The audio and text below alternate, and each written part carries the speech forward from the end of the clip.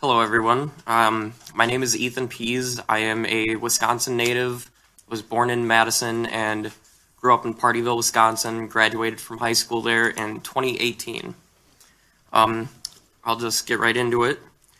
During the run-up to and on Election Day, I was working as a temporary hire at United Mailing Services, a USPS subcontracting company in Madison, Wisconsin, located in the Stoughton Road area of Madison, if any of you are familiar. I began working there on August 26th of 2020 as a route driver and a box truck driver. This meant that my job was to pick up mail on a predetermined route that went through Cottage Grove, Windsor, and the Stoughton Road area of Madison around UMS. And then I would take this mail to UMS where it would be sorted and metered, and I would then take the sorted mail on the final box truck run to the USPS on Milwaukee Street in Madison, Wisconsin. In September or October, I began to deliver mail-in ballots from United Mailing Services to the USPS as part of my evening box truck run. I knew that I would be taking ballots because there would always be a mail cart marked for me for ballots only, with a special green tag that said, "For ballots only." On one occasion, I forgot to retrieve the ballots from my nightly box truck run. Luckily, I had to take 2 trucks that night, so I got them on the second truck run. After that, though, I always made sure to get them because you don't want to take a box truck and have to go all the way back for one cart and then take it all the way back to the post office.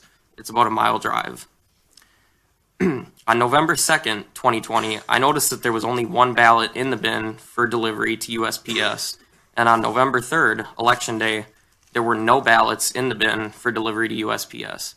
I did not think of that as strange at the time. It was Election Day, the polls were closing that day.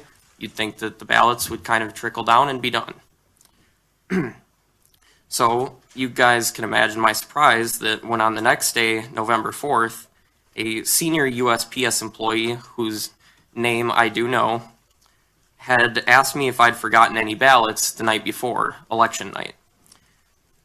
He explained to me that an order had come down from the Wisconsin-Illinois chapter of USPS that 100,000 ballots were missing. He then told me that his post office, the one at Milwaukee Street in Madison, Wisconsin, had dispatched employees to look for the missing ballots around 4 a.m. November 4th. He said, and I quote, around 4 a.m. And that only 7 or 8 ballots were found at United Mailing Services, my work. Based on my previous experience and habit of double checking for the ballots, I believe that to be a lie immediately. The following day, November 5th, 2020, I had a conversation with a different USPS employee, whose name I also know, in which she admitted that USPS employees were ordered to backdate ballots that were received too late to be lawfully counted. I asked this employee if I would be getting in trouble for those ballots the night before with my own boss, just kind of making sure that I was covered, because at first I did think perhaps I did miss ballots, but I couldn't have if they weren't on the cart where they're supposed to be. The employee said, no, I wouldn't, as long as they were postmarked for the 3rd. And then she hesitated for a moment and said that's why they had us do that, referring to USPS employees. I didn't bring any of this to the attention of the supervisors at the USPS at the time, due to what I perceived to be their hostility towards the president and their evident contempt of the law. I've heard those same employees make jokes about asking customers who came into the post office lobby, "Who did you vote for?" "Oh, President Trump." "Okay." And then they would reference throwing the ballots directly into the trash. I'm not a Trump supporter. I'm not a Biden supporter. I voted for Joe Jordanson in this election, and I voted Libertarian in the Wisconsin governor's race in 2018, which was my first election that I could vote in.